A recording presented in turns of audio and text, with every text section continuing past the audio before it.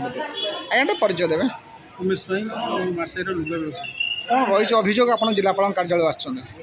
अभियोग कराई मोर बेपारटा को असामाजिक व्यक्ति बंद कर कौ मैंने बंद कर उपेन्द्र बेहेरा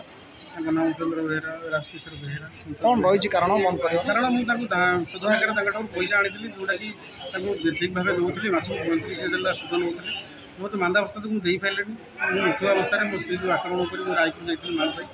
आक्रमण कर बाड़ा पिटा कर सेन्सलेस कर स्त्री लोक भी गोटे सम्मान नहीं मारधर कर दुकान को बंद कर मस हम 15-20 लाख टाँग मोर लस हो सारे आते लस होगा मुझे पेमेंट कर इलेक्ट्रिक वाला मोर सीसी अकाउंट अच्छी कि क्या बैंक पेमेंट कर